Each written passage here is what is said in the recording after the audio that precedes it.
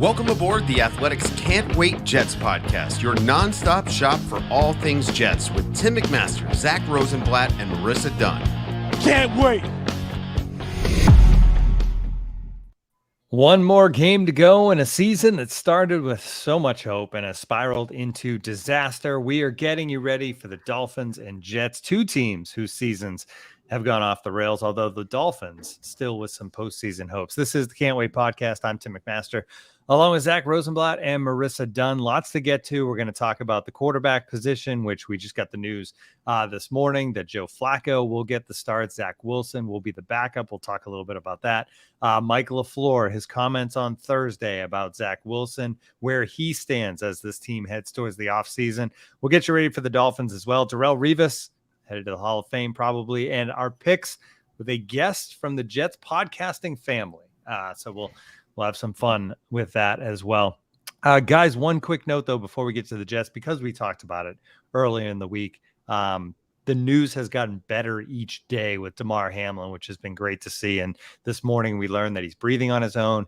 He's talking to family members after on Thursday we found out he was writing to family members because he was still, unable to talk with all the stuff in his throat. But just on a day where, from a Jets perspective, obviously it's kind of playing out the string. Good news for the NFL, I think, right?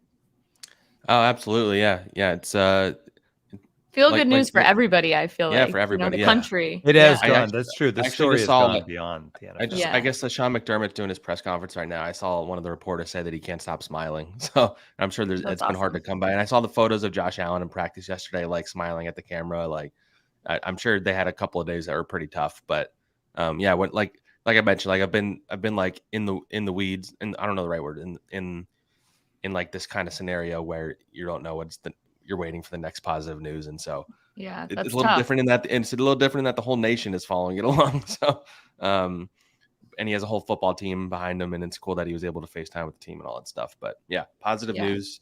So it allows us to get back to talking about the disaster that is the New York Jets. Let's get there. You were just at the press conference, Zach, with Robert Saleh announcing that it will indeed be Joe Flacco getting the start. Zach Wilson will be the backup. We can get into Chris Streveler in a second, and why not Strev? I think that should be a hashtag. Hashtag why not Strev. But here's the thing about this, Robert Saleh was asked why. He was actually asked that question. He said Flacco gives us the best chance. Not by me. Which is the most amazing thing about that. Not by you. But here's the thing, that alone in a bubble, fine. But then there's the other news that George Fant isn't going to play, Dwayne Brown isn't going to play, and Nate Herbig isn't going to play. With that news attached to it, I actually find it hard to believe that Joe Flacco gives them the best chance to win, because we've seen how immobile he is. And it could get ugly. And we could see Zach Wilson at that rate. I don't know. So my friend Joe, who we had on the pod, texted me after he saw my tweet about the offensive line being out, and he said, "This is elder abuse for Joe." I think the offensive line is probably a factor in their decision. Honestly, I don't think. Number one, I don't think they see a value in putting Zach out there, considering what we just saw against the Jaguars. I think they really do want to reset him and all that stuff and get him to step away from football, or the whole thing that Saleh said the other day. And I also think they don't want him to get killed out there. I don't know that they want Joe Flacco to get killed, but there's a real possibility this is Joe Flacco's last ever start. I'm sure there's a part of them that is doing this for Joe, who they really love in this building. So we started the season with Joe Flacco, and we're ending it with Joe Flacco, which I don't think any of us could have anticipated, but maybe we should anticipate weird stuff happening. But it is just you just think about this QB carousel, and I asked Saleh about this, and he acknowledged that it's hard to get anything going when you are constantly changing. But you look like this depth chart. It started the season Joe Flacco, Mike White, Zach Wilson comes back. It's Zach Wilson, Joe Flacco. At a certain point, I forget which week, I think it was after or before the first Patriots game, they go Mike White's number 2. After the second Patriots game, they go Mike White's the starter, Joe Flacco's number 2, Zach Wilson's number 3. Then Mike White gets hurt, and it's Zach Wilson, Joe Flacco, Chris Streveler is in the mix, and then Zach Wilson comes back. Then Mike White comes back, and Zach Wilson is the third string, and Joe Flacco is the backup, and Chris Streveler's still in there. And now we're back to Joe Flacco as a starter, and Zach Wilson's number 2, and Because Stravler will probably get some. I would think he would get some run on Sunday in the Stravler package or the Taysom Hill package or whatever. But I was talking to one of the reporters on the walk-in, Dennis. In the history of the NFL, I can't imagine any team has had success when they change quarterbacks, even like a few times throughout the season. Like doing the musical chairs thing just does not work. Like it doesn't even matter unless both guys are very good, which in that case, you're probably just rolling with one anyway.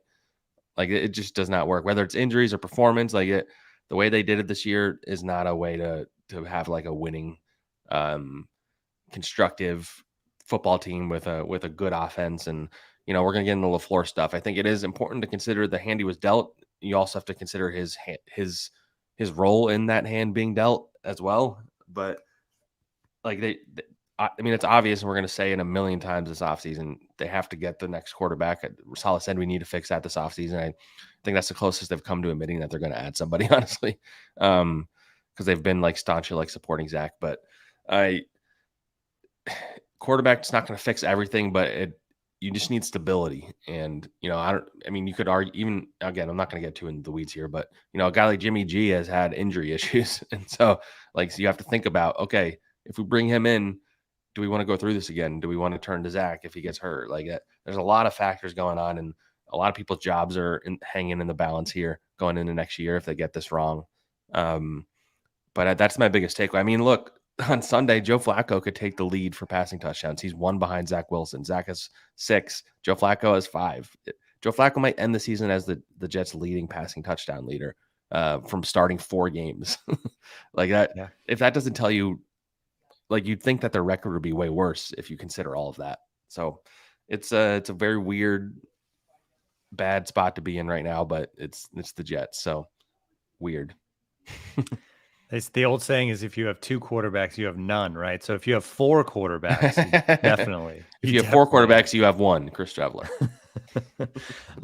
We didn't mention Mike White's side of this, which was he did get banged up, right? Last weekend, it kind of came out through the week. He had a bad practice Wednesday, was officially replaced as the first guy in practice on Thursday. So it's just tough, right? Because there was so much hope around this guy. And then, obviously he was hurting in the Seahawks game and he played badly, and he didn't use that as an excuse, but he was hurting. And you wondered if this was a guy who could at least be an option heading into 2023. And for his season to end this way, it just stinks as someone kind of watching this team. Yeah, you do feel for him. Because, again, I know everybody says that everybody's harsh on Zach, but he's under contract for multiple years. He has a guaranteed salary, all that stuff. Mike White's about to hit free agency. He had a chance to really make himself a lot of money. I still think he's going to make good money. I don't know if it'll be as much as he would have if not for what transpired. I wonder, part of me wonders if he just didn't come back and he just stayed out till the end of the season, if his value would have been better going in the offseason, because you go on a little more of a high note with that Bills game. And the Vikings game and the Bears game where, he showed he can make some throws. But I know you look around the league, you can run through a lot of teams that either are going to need a number 2 you believe in, or a guy to be a bridge, or a guy to be competition for a young quarterback. And I think he's as good as any candidate hitting free agency, especially because he's still fairly young. I think he's 27. But anyway, he had a chance to prove he can be a starter in this league. And, he really fought through pain to get out there. I think Robert Saleh said there was a hit before halftime that kind of, I don't know, aggravated is the right word, but it made things worse in a way. And that was a risk of him going back out there. Ultimately, maybe he shouldn't have. He was cleared, so he was, there was nothing weird going on. But, he tried to fight through it to try and get the Jets to the playoffs, and it backfired on him to a degree. And he was in a lot of pain this week from what I'm told. I think he practiced on Wednesday, and it was not a good practice. And I think he was telling people he wasn't going to play. He didn't think he was going to be able to play.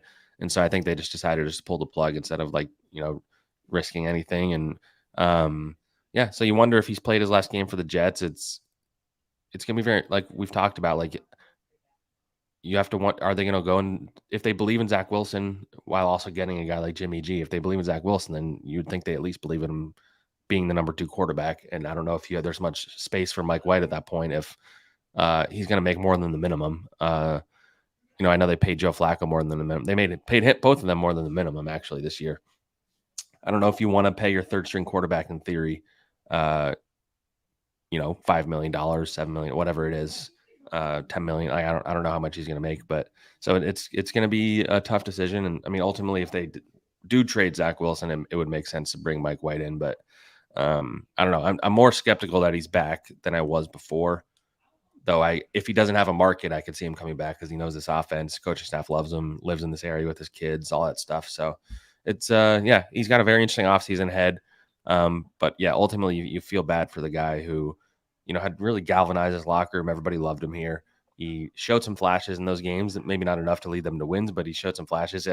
Something that everybody forgets about, and we've brought it up, is he's only started six games now, I think. Yeah, I think that's right. 6 or 7. That's not even a half of a season. So he's quite inexperienced, which is something that everybody forgets. And he's never been able to go straight through without getting hurt, which is unfortunate for him. But yeah, so this is kind of where they are. Joe Flacco, who knows this is the last game. Zach Wilson might be the only quarterback in this room that's still here next year, which is crazy to think about. Yeah, it certainly is. You mentioned teams looking for veteran quarterbacks to compete with young quarterbacks. Wow. What a concept, right? Didn't even think about it in that sense, but yes, been a big topic these last couple of days. I feel like I failed as a producer of going all the way back to our podcasts, like in the beginning when we talked about getting Zach Wilson, a veteran quarterback. Yeah. So, oh man, I'm sure shame that was on a big me topic, because this has been a topic back when we had Connor that we talked about very often. So yeah, if you guys remember, like Saleh did get questioned about that by the media, and he was getting like frustrated about it. And they wound up bringing in Josh Johnson, but maybe a little too late. And Tim, I can let you take it away here because I'm sure we're going to hit on this topic next anyway. Yeah, but that is the thing is that summer, like every time we did this podcast, it was like, when are they going to sign the veteran? Like it was so obvious. Like, when are they going to sign? Who's the veteran? When is he going to come? And it just like, we got to the beginning of training camp. We got through OTAs, nothing. Got to the beginning of training camp. It was like, what? I think we asked the question, what are they doing? Like, you have a rookie quarterback. You have like every rookie quarterback ever has had a veteran rookie quarterback who played at BYU. Even if it's not competition, it like usually there's a veteran there to help them. Right. Like, so if they like Joe Flacco that much, why didn't they just sign him in the summer? Like that's right. Because they wound up trading for him. So yeah. So that brings us to Mike LaFleur's comments on Thursday, where he basically admitted to that they handled things poorly with Zach Wilson, and he probably should have sat and learned from a veteran quarterback in his rookie season. He said in hindsight, which kind of like that word, the alarms went off for me because I was like, I don't think this is in hindsight. Like everybody saw this in the moment. Like, it's not like we're looking back on it and now we can see. Like, no, we knew then, and it just didn't work out, obviously. And now we've kind of seen. Who knows, right? Like Zach Wilson could have sat for 8 games and watched a veteran and still be what he is right now. We don't know that. But it would be nice to have an idea. It would have been nice to find out. Yeah, it was interesting because Saleh's kind of avoided admitting that mistake, and LaFleur wasn't even. The thing is, LaFleur wasn't even asked directly about it.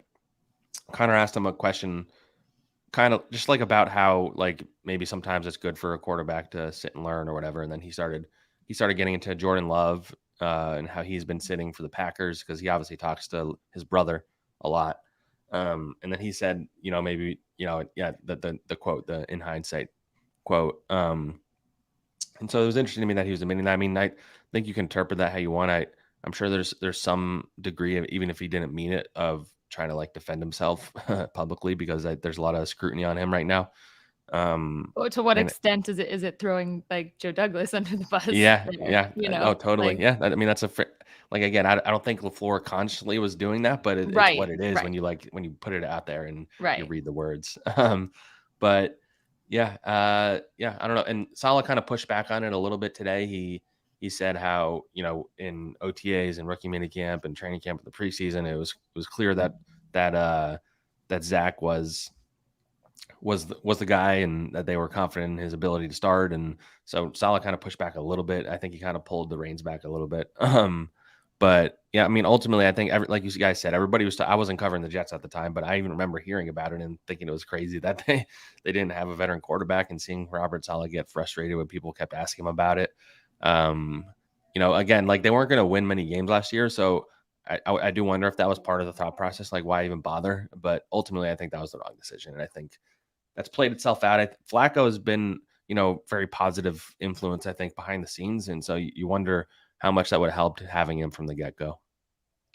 There's a lot more to get to as far as Mike LaFleur goes. You have a great story in The Athletic just out this morning, Zach, about what is the future, the immediate future for Mike LaFleur. We're going to get into all of that and much more, but we got to take a quick break. Winter mornings are brutal, so here's my tip for tackling the day in comfort. Grab new Tommy John loungewear and take cozy wherever you go. When you start the year in Tommy John, you're that much more comfortable, so you can do everything better. Tommy John loungewear pajamas and underwear have dozens of comfort innovations like luxurious soft tri-blend and micromodal fabrics with 4-way stretch and no lint ball or fuzz. With over 20 million pairs sold and thousands of 5-star reviews, people love Tommy John. That's why Tommy John doesn't have customers, they have fanatics. If you work from home like myself, it's so perfect and so comfortable to wear throughout the day. Get 20% off your first order at TommyJohn.com/athletic. 20% off right now at TommyJohn.com/athletic. See site for details. Hey guys, there are a lot of men out there who want a better sex life. Unfortunately, up to 50% of men have symptoms that get in the way of wanting or enjoying sex. But Roman is here to help. Roman is the digital health clinic for men, addressing a variety of sexual health needs and offering genuine medication that helps achieve and maintain your sex goals. In men with low T, getting testosterone levels back to normal can help increase your libido. Roman offers a testosterone test, which includes lab processing and, if it's appropriate for you, treatment for low testosterone. So how does it work? First, complete an online visit detailing your symptoms and medical history. A U.S. licensed healthcare professional will review your information and make a personalized treatment recommendation. Roman will then ship your treatment in discreet packaging, and they'll do it for free. 2-day shipping if prescribed. At Roman, there are no waiting rooms. There's no hassle. It's just straightforward digital technology from the comfort of your own home. To learn more about how you can achieve your personal sexual health goals, go to ro.co/athletic today to get 20% off your first order. That's ro.co/athletic. All right, more on Mike LaFleur. There is definitely a chance, when you look at what happens with NFL teams when seasons end with long losing streaks and there's disappointment, that somebody's got to be the scapegoat. Sometimes it's a player, but Zach, oftentimes it's a coach. And if that is the case with the Jets, if it is decided from above and Woody Johnson that somebody's got to take the fall here, it kind of has to be Mike LaFleur, right? So like, that's what your story's about, is Robert Saleh is obviously going to fight that doesn't happen and he can roll it back. But there's no other clear person on this coaching staff that you would let go in the blame game. Yeah, well, I think they're trying to, without saying, is that they're trying to make Zach Wilson the scapegoat while still like keeping him around, kind of thing. Like I think they're trying to have it both ways a little bit, and it's hard to argue like that. I don't think Zach Wilson is the reason why they're in this place. Like there's a lot of other issues they have to attend to, but quarterback is the main one and the offense is the main one. And, Saleh made it pretty clear to me, I think the other day when he had his comments about how, I was in his shoes when I was in San Francisco. After Saleh's second year in San Francisco as the DC, they were 4-12. Fans were calling for his head. Kyle Shanahan came out, staunchly supported him, brought him back, went to the Super Bowl in 2019. And he was hired by the Jets 2 years later. And so Saleh, it felt like Saleh's messages and Mike LaFleur's messages were directed towards Woody, because I think, he's not the first owner to like who's involved with their team and who's, antsy. And, the Jets haven't made the playoffs in 12 years and everybody's talking about how bad the offense is. Sports radio in the area and the fans on Twitter are all talking about how they want LaFleur fired. And I think Woody is well aware of how the fans feel about certain things. I don't know if that's going to like influence how he approaches this, but I think you just look at it so obvious that the offense was what was holding them back this year. And there are two people who get blamed when the offense is playing poorly. It's the quarterback and it's the offensive coordinator. And if they're actually committed to keeping Zach, I don't feel like Woody's going to be okay with just rolling everything back the way it was. That maybe they can, do smaller scale changes, like change the position coaches or something like that. But I don't know. I've gone back and forth on this. I don't personally think they should fire LaFleur, because I think the factor when everybody talks about all of that they leave out is, number one, you have to replace him. And if in theory Robert Saleh is a lame duck coach, which he would be going into next year, because if they don't make the playoffs again, I don't know he survives that. So why would an offensive coordinator go somewhere where you might have to leave in a year? And the second factor is the Jets want to run the 49ers system. They want to run Kyle Shanahan's offense. And so that also limits the pool of offense, unless they're forcing him to hire like a guy who is not from the system, like a guy who's been in the league for a while. I've seen Frank Reich. That's not going to happen. I know everybody likes that idea. I think he's more likely to just be a head coach again. I don't think he would come to a Jets team where again, lame duck. I don't know if Saleh would want to hire a guy that could potentially replace him in a year. So you'd have to find somebody who at least has some sort of experience in the West Coast Kyle Shanahan offense, which again limits your pool. And so ultimately, you're not going to get anybody better than LaFleur. I know there are various opinions on him as an offensive coordinator. He is young and he is inexperienced. I think to a degree he might have been learning on the job. I think he has shown flashes of being a very inventive play caller, and I know his play design and stuff like that. I do question some of his decisions and his reliance on a guy like Braxton Berrios and how they get away from the run sometimes. Like, there's a lot of things you can criticize him for sure. I think somebody deserves, like, Zach Wilson's not the only one that deserves blame for not developing. The person who's supposed to develop him also does deserve blame from that.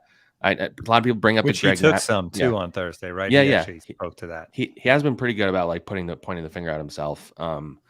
A thing that everybody brings up is the Greg Knapp factor, which I think that's fair as well. They wanted him to kind of be the veteran voice in the room for LaFleur, and then he passes away tragically, and they bring in John Beck and they bring in Matt Kavanaugh, and this year they didn't really bring in any veterans. They just decided to roll with who they have with LaFleur and Calabrese.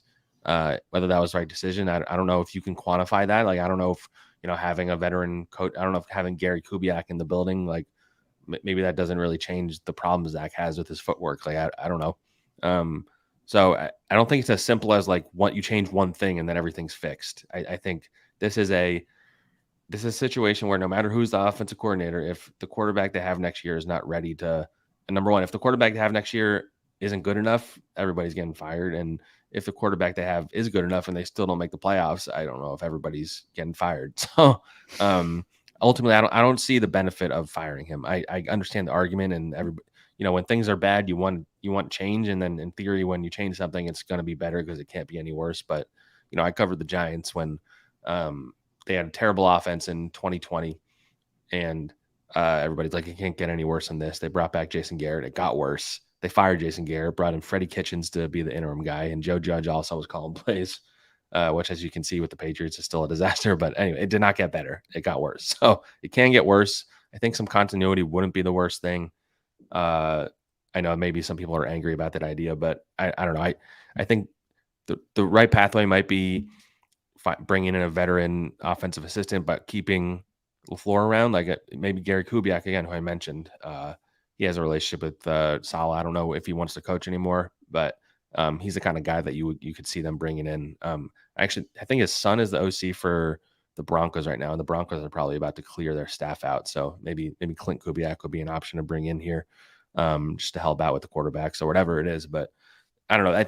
I think that's the path I would go. I just have a feeling that Woody's going to kind of hear the noise and tell Saleh he has to make a change, and whether Saleh is willing to fight for his buddy or not, I don't know. But ultimately, I lean more towards, I don't know that LaFleur is going to be their offensive coordinator when we talk about this again, like a week from now. So it's weird that's gotten to this point, because we've talked about how there's a point this season where you and I brought up about how like maybe he's a head coaching candidate. He was like on that list the NFL Network had, and just the Jets and the NFL things change so fast, and it's crazy. Life moves fast. Yeah, for sure. Yeah. How about Woody Johnson being on the sideline for practice this week? Do you think, like, is that like a power play where he's sending a message? Did he just want to be seen? Like, it's not a regular thing. So it makes you wonder what was behind it. Yeah. I'm trying not to read too much into it, but I mean, the optics of it are It's hard obvious, not to, though, right? Yeah, like that's the thing. Like there are optics there.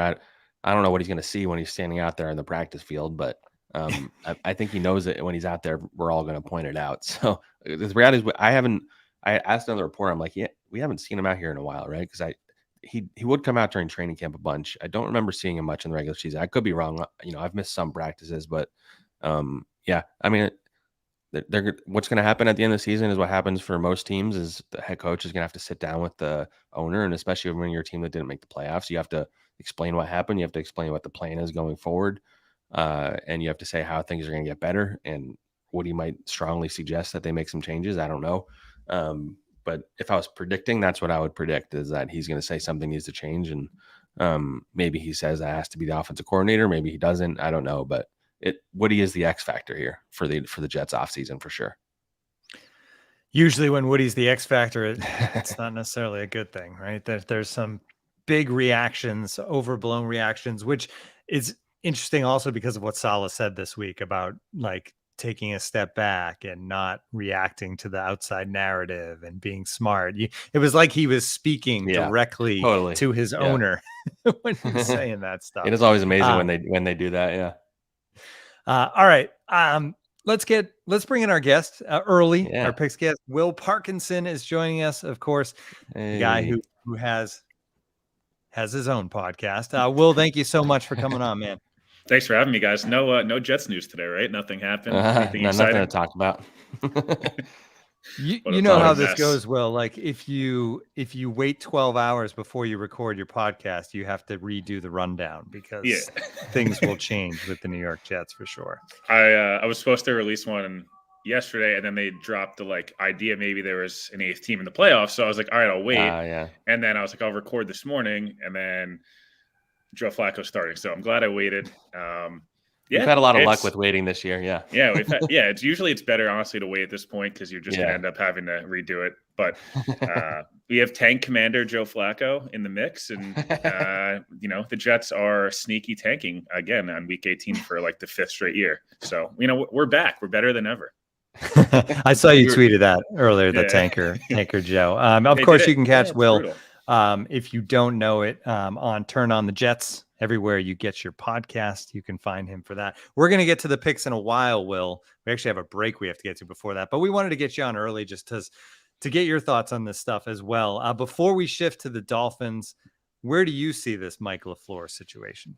I kind of tend to agree with Zach. I do think it's hard to totally rip a guy who's gotten 300 plus 3-touchdown games out of Joe Flacco and Mike White and Josh Johnson. And Chris Trevor looked like he actually could gain a first down at one point during the Jags game, right? So sometimes I think we do this thing in the NFL, and a lot of people did it on Monday night with the DeMar Hamlin stuff. Is you look for a villain, and sometimes the villain's kind of staring you right in the face. And not to be that guy, but Zach is historically bad through the first 2 years. And I'm not saying he's going to be bad forever, and I hope it works out for him, whether it's here, although I think that ship has sailed, or somewhere else. I hope he does well, similar to Sam or Gino or any of these other guys that are seeing some success. But if we're honest about it, he's had 3 games throwing for under 100 yards. And in the most it's like if a guy in the NBA is averaging 7 points a game, maybe it's maybe it's him, not the hand-checking foul in the NBA. So I think Mike LaFleur,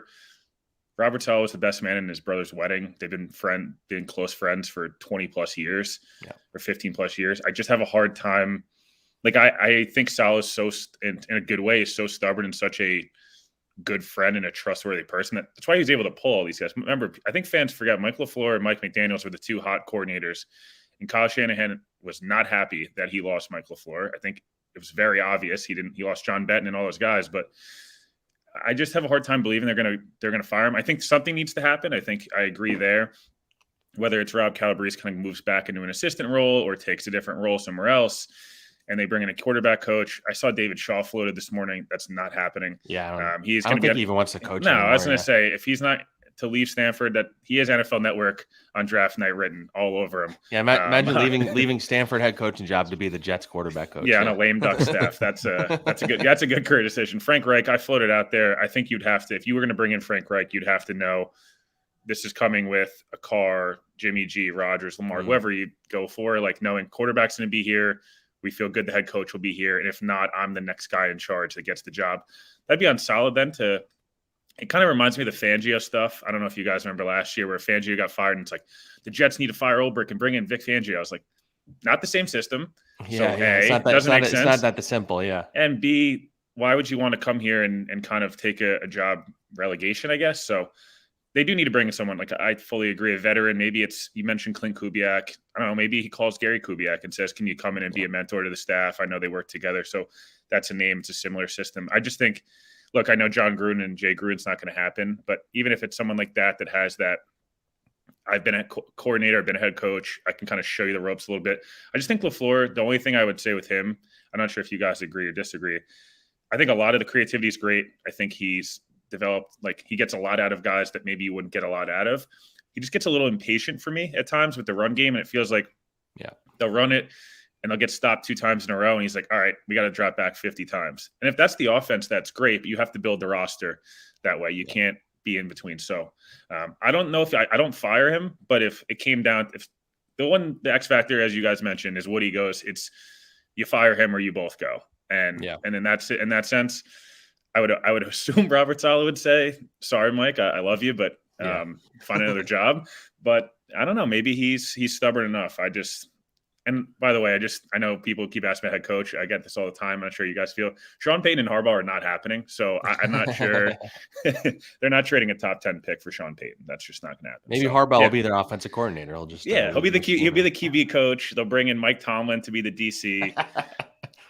Chuck Noll and Bill Walsh will come back and be on the staff. Not going to happen, guys. Unfortunately, I'm sorry.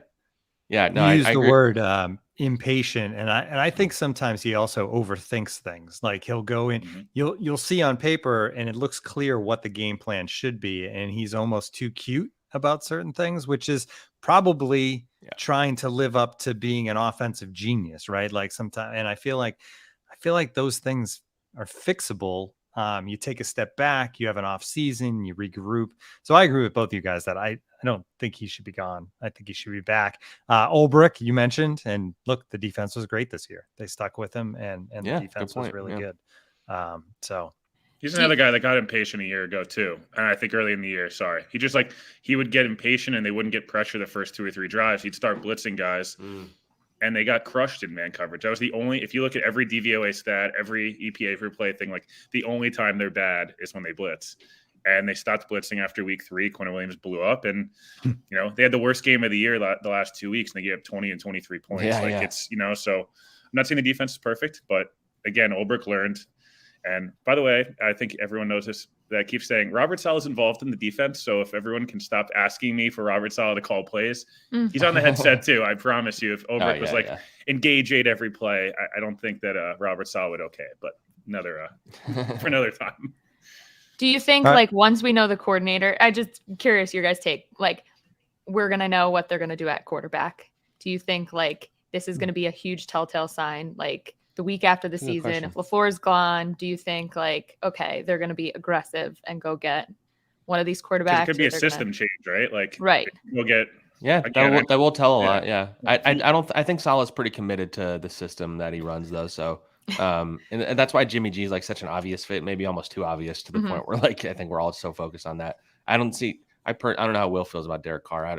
I'm not as huge on him as an option for them. He obviously would be the best Jets quarterback in a very long time. But and then on behalf of the chat, I guess I have to ask about Lamar because I mean, obviously that's the dream one, and I do absolutely think there's weird stuff going on there, and that Joe Douglas, if he's available, Joe Douglas is going to call and he's going to try to get him.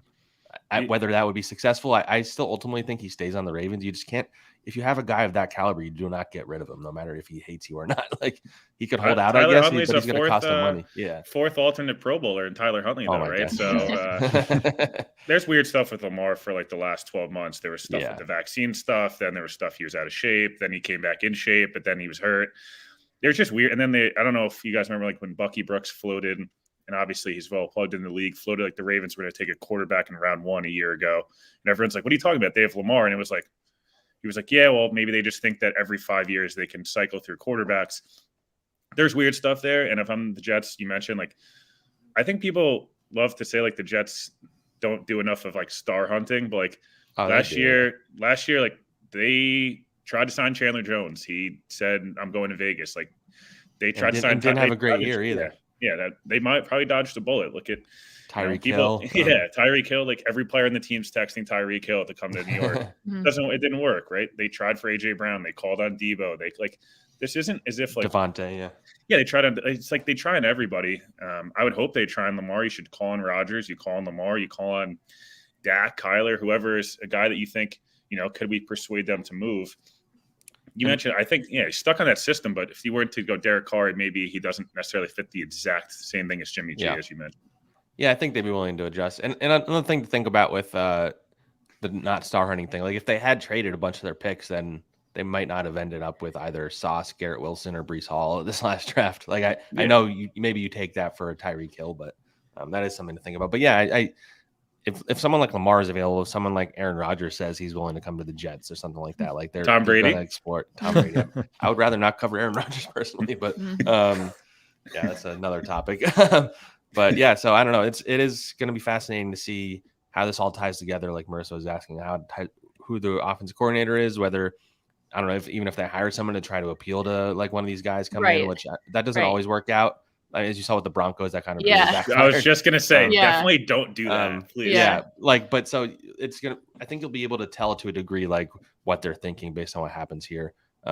Ultimately, I think if everybody in this building believes they're a quarterback away, which I think they are, and I think LaFleur probably believes that, we'll find out how good of an offensive coordinator is when he has the quarterback. Like we can talk about that all we want, but if they go get a quarterback and he still has the same problems with like getting too cute or whatever, then it's clear that he was the problem. But if you bring a good quarterback in there and then things calm down a bit, then that was the issue from the beginning. Yeah, you mentioned Derek Carr. I'm lukewarm on Derek Carr. I think the Jets are going to be more interested in Carr than he is in the Jets. I just think he's mentioned like 6 times. His brother has floated out there on TV. He wants a stable head coach, stable ownership, like everything kind of in place. And I'm not saying the Jets don't have that, but right now, like you can make the argument Salah's going to be in a make or break a year next year. And what if Carr gets hurt for 6 games and he's on his 15th head coach in 9 years? I don't know if he wants to be on the West Coast. Like there's a lot of different, obviously went to Fresno, was playing in Vegas and Oakland. So like, does that stuff matter? I don't care about the cold weather numbers because he was 0-7. And it's not just, if you go by quarterback wins, it's tough to be like, Mac Jones has good numbers in the cold. Doesn't mean he's actually good in the cold. Well, yeah. And I also think with that, he's spending most of his year in warm weather and then he's going to cold weather. Like, I think it's probably a little different. Time change. If he's here all year and he's like, his body's used to it. I don't know. I get everybody's looking at, I think the more concerning thing is that he holds on to the ball a lot and he's a little bit afraid of getting hit is kind of like the narrative around him. And that if the Jets are still having a revamped offensive line, that's a problem. That's not ideal. The other thing you guys mentioned, like the quarterback away, I know everyone likes to point to all these other holes. I'm a big like war guy. I love baseball. So like the Jets had negative quarterback war this year. Like their roster is better without a quarterback even existing on the roster. Like I think they had like a 4.27 war or something. The Chiefs are at 8 or 9 because of Mahomes. The Jets without a quarterback literally had a less valuable team. I mean, with a quarterback had a less valuable team. So they had the most valuable defense in the league. They had value on offense. It's just they need to fix offensive line and quarterback. And it's, that's been the conversation now for at least 7 years. It's been really the conversation for a decade of just, can we get some stability at tackle? Can we get some stability at quarterback? I don't think anyone's asking for them to have an MVP level quarterback either. I think that's what is frustrating. I think everyone's asking, can we get 15 starts out of a guy that throws more than 10 touchdowns? Like they haven't had a guy throw for 10 touchdowns in 3 years. That's insane. Crazy. It's awful. I don't know. I don't know. All right. Before we take a quick break, we don't need to get into this Dolphins game. I think this conversation about LaFleur has been much more interesting, but I will just to touch on the Dolphins game from each of you guys. Why should people watch week 18 for the Jets? Like, what's the thing that should get you to turn on the TV and watch? And please don't say Joe Flacco. Well, I think the answer is obvious. It's Chris Streveler. I think he's right. That would have been like if they had started. So Chris isn't Streveler, he out of elevations? No, I think he has one more. I think you get 3. I think He has three. had 3. So I guess they he could has just had sign. 3 because he I had guess the they could week just- that they elevated him and didn't play him. Yeah, they could just sign him to the active roster for Yeah. Sunday if they really had For to, one kind of week, thing. yeah. Yeah. Yeah. Although No one- they're very, yeah. although they're short on offensive linemen, so maybe not actually. Yeah, He could but play. they He put could one play of them on tackle, IR. right? He could He probably might play have to, yeah. tackle. I think Garrett Wilson's kind of the answer, right? It's like Yeah. he's the one guy that feels like Sauce has rookie of the year locked up. It feels like Garrett Wilson's kind of in a mano-a-mano battle with Kenneth Walker, and obviously, I really truly believe Joe Flacco is going to throw it 80 times. Like I think LaFleur gets pass happy anyways, and like he threw it 50 times a game when they were trying to win. I just feel like feed Garrett Wilson 1 million targets and Elijah Moore, and I also just think the rookies. Like I'd love to see Jeremy Rucker get some reps. I'd love to see Jermaine Johnson play 70% of the reps. Like we know what Carl Lawson is, we know what John Franklin Myers is. We damn sure know what Vinny Curry is. Like, can we like just give Jermaine Johnson and Bryce Huff 60% of the reps and say, let's get you some meaningful reps going forward. The Huff thing's a little weird, but that's a whole nother discussion that we can tackle and you guys can tackle in the offseason why he'll play less and less against games, and when he plays less, they lose. But yeah, I think Garrett Wilson's the answer. Just try to get him rookie of the year and have the first time in franchise history they got both. All right, let's take another break. We'll be back with we'll touch on the Hall of Fame and then get into our picks. If your New Year's goals are to manage your budget better and save money, you need Rocket Money. Say goodbye to last year's outdated, disorganized methods of managing your money and say hello to Rocket Money, the better way you can hack your finances in 2023. Rocket Money, formerly known as Truebill, is a personal finance app that finds and cancels your unwanted subscriptions, monitors your spending, and helps you lower your bills, all in one place. Over 80% of people have subscriptions they forgot about, like that streaming service you bought to watch just one show or that free trial you just never used. Rocket Money will quickly and easily identify your subscriptions for you so you can stop paying for the ones you don't want. Rocket Money makes canceling subscriptions as easy as a click of a button. Simply find the subscription you don't want and press cancel, and Rocket Money will cancel for you. No more long hold times with customer service or tedious emailing back and forth. Over 3 million people have used Rocket Money, saving an average person up to $720 a year. Stop throwing your money away. Cancel unwanted subscriptions and manage your expenses the easy way by going to rocketmoney.com/athletic. That's rocketmoney.com/athletic. rocketmoney.com/athletic. All right, before we get to our picks, finalist name for the Hall of Fame this week, and obviously no surprise, but 3 new people on that ballot: Joe Thomas, Darrelle Revis, Dwight Freeney, Orange Pride for Dwight Freeney, by the way.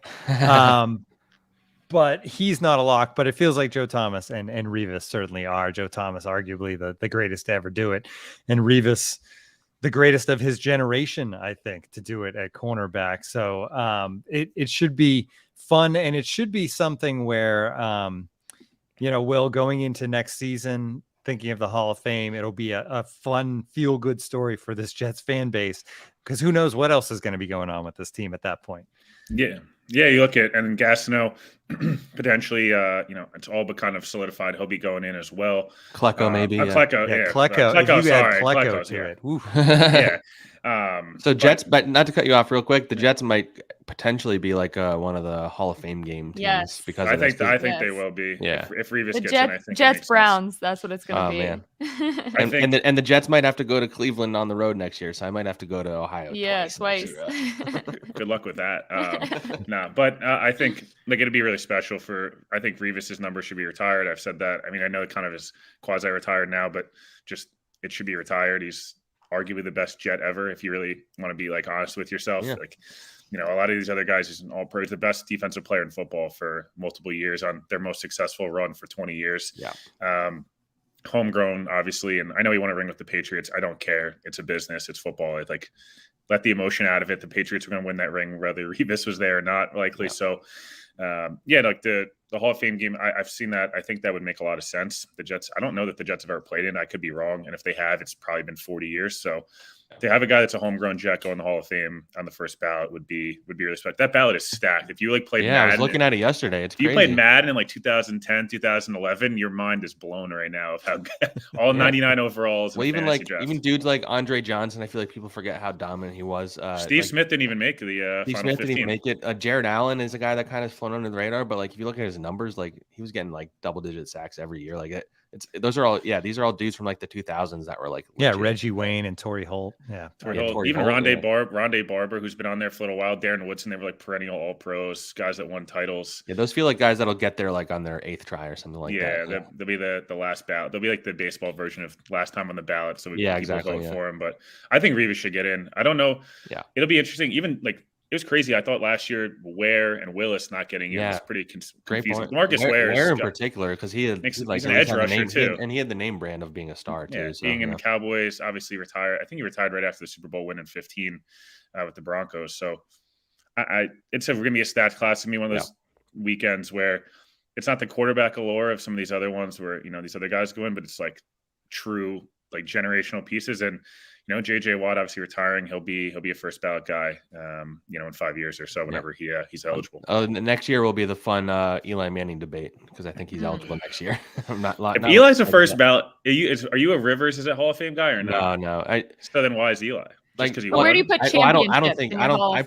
I don't think we have any Giants followers here, but I don't think Eli. I mean, Eli is just based on who has gotten in the Hall. He'll make it, but I personally don't view. I think you need to be. He's going to get in. It's just a matter. You need to be like you should. You need to, in my opinion, the Hall of, and it's like this in every sport. It becomes the Hall of like very good instead of the Hall of Fame ultimately. Like in my opinion, I've always thought the Hall of Fame should be guys that are either the best or like debatably the best, like more than 1 year, like at their position. Like and I don't think Eli Manning was ever that.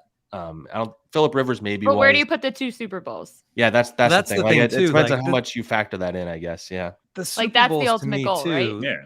Like those Super Bowl years, he was huge in those games, but you don't look back on those years and be like, "Oh, Eli was the best quarterback in football that year." Exactly.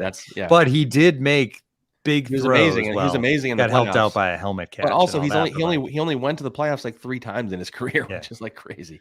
Anyway, I don't know. It's like hard when you look at those guys of like. There's a good chance Rodgers and Breeze and all those guys in Favre combined for like 1 Super Bowl apiece, and I think Rodgers is, whether people like him or not, also legendary World War II quote by Rodgers this week. That was a generational go in a museum quote.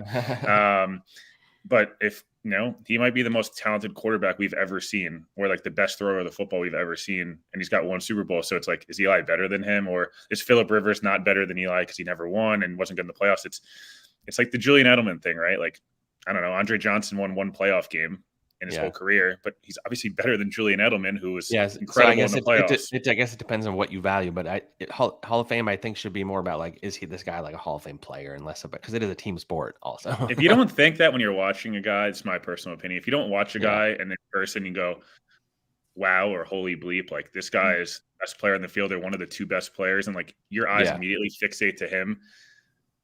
It's hard for me to be like, oh, you're one of the best 200 players to ever touch a football that's ever like existed. Like basketball does that. Basketball Hall of Fame is a joke. Baseball and football. Basketball one is brutal. Yeah. Basketball. Robert Ory's in the Hall of Fame. Like, why? He averaged 10 points a game. What are you doing? All right. So the picks. With that, let's get on to the picks and let's take a look at the standings, because Zach pulling into the lead and looking good. I was a point away, that Patriots game, a point away, Zach, of being 1 game behind. We got the wrong picture for Rohan. I know. I was gonna throw. Sorry, Rohan. I think Rohan's in here right now. So sorry, Rohan. Yeah. Our graphics. I thought I threw up the wrong one. Yeah. Yeah, I do the graphics. So I forgot to switch out the picture, but I got the handle right. So yes. But yeah, tough week. Obviously 0-2 for the listeners. That Bills game now, I guess, becomes a push because they're not going to make it up. Yeah. But this is where we're at. Zach, 23-25 in the lead. We are just bad. It's just a bad year. It's literally like every week I only get 1. I really think I'm setting a record for. You are consistent. I think that's more impressive. We should go back and look. At how many weeks he only had 1. I literally think it's been every week. Like it's bad, but we're having fun, right? Better luck We're in having fun. 2023, Yeah. Yeah. Well, the good thing is this is the 4th season that we've done picks, and the first 3 years, Marissa won one season, I won one season, and Connor won one season, and now Zach, you join and you're winning. So yeah, just we spread the love. Yeah. With that, the leader goes first, Zach. So you're up. All right. There's some it's really weird lines this week, obviously, because there's a lot of teams that aren't trying or. Oh yeah, so this is like it's hard for me to the Philly Giants line is. Yeah. Yes. Yeah, actually, I might pick that one. I thought about that. I'll avoid it since it sounds like you guys are going to use it. But I'll go Texans plus 2.5 against the Colts. Just 2 bad teams, and the Texans probably want to lose, but Lovie Smith is also probably going to try and win. I'm gonna go Jets plus 3 against the Dolphins because it's just the Jets ruining their draft pick in the last week is kind of tradition. I feel like so.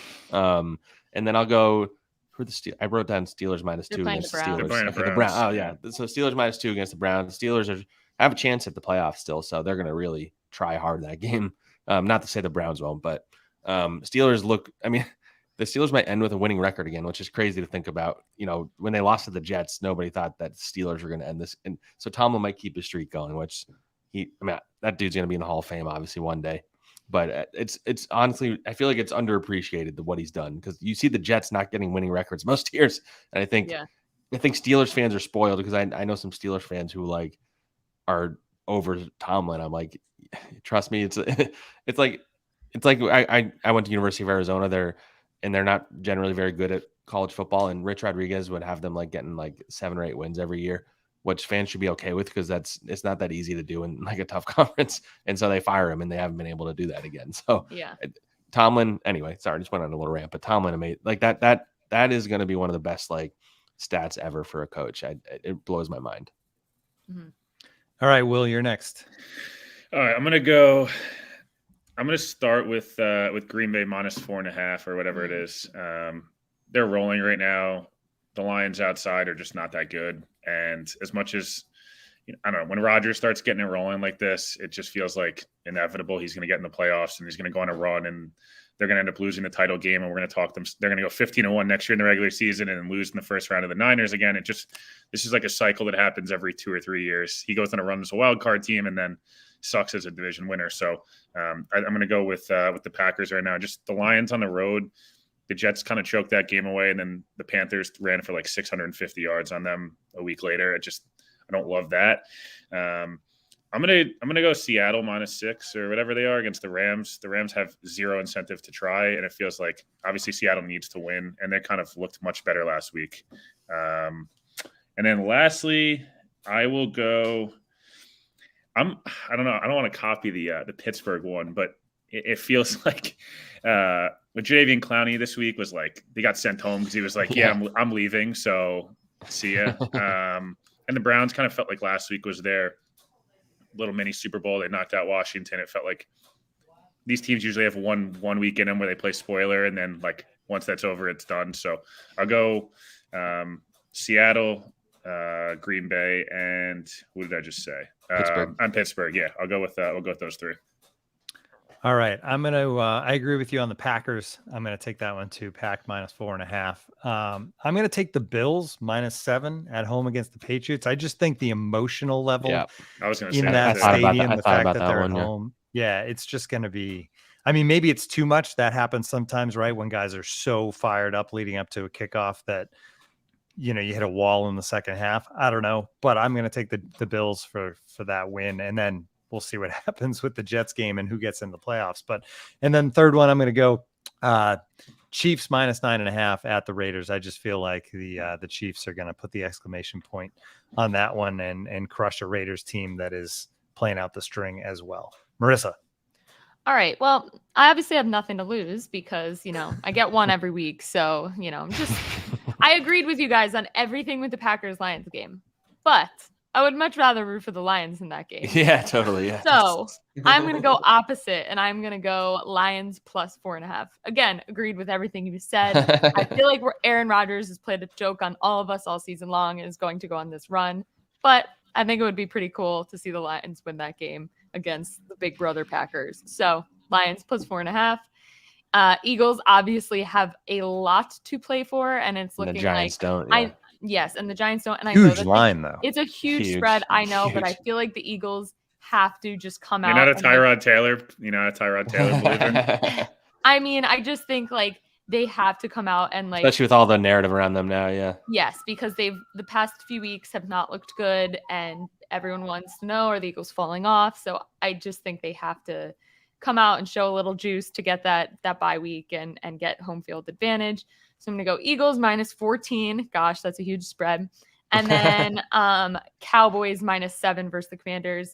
Talked about the Commanders. We have no idea what they're doing at quarterback. Sam Howell. Sam Howell this week. I mean, the quarterback roulette over there. We talked about the quarterback roulette with the it's pretty Jets. bad, I mean, yeah, it's been. I mean, any quarterback roulette involving Carson Wentz is probably not good. Yeah. So, yeah, I'm gonna go Cowboys -7 versus Commanders. So yeah, I mean, there's gonna be one of them right in there. Tim, you're muted. Carson One Wentz, of by the those way, three has- will be correct. Yeah. Carson Wentz, by the way, has to probably be one of the most internally hated players in the league. Like, he's got to be top 3 in my, like, Carson Wentz. Like, is there anybody that likes Carson Wentz? Like, any player in the league? Like, I haven't ever spoken to one. I think Zach Ertz likes him. I think that's Zach Ertz likes him. Like, I hope Zach doesn't reach that territory. and Jordan Matthews. That was like his buddy with there the you go. Eagles. Jeremy Maclin back in the day. There you go. Hey, Will, thanks so much for coming Yeah, on, thanks, man. Will. I Thanks for having me, appreciate guys. it. I Awesome. appreciate it. It was fun. Yes. Check out the turn Will on on the his- Jets. Yep, on his own podcast, yeah. Turn on the Jets. When's your next episode? Today? It'll drop today, like 3:00. Yeah, we're just gonna have a little bit more fun with the Joe Flacco situation. I have one today and one tomorrow. So yeah, everyone tune in. Zach's been on. It was a fun episode. So yeah, no, I appreciate you guys having me. It was a lot of fun. Cool. And you want to join the Athletic? You can do that for $2 a month for 12 months. That's still right, Marissa? Yep. All right, go to theathletic.com/can't wait. We will be back with 2 more episodes next week to kind of wrap up the season before we slow things down a little bit. 2 great guests coming up next week. Yes. I will leave it at that. That's the professional tease. We'll talk to everybody after week 18.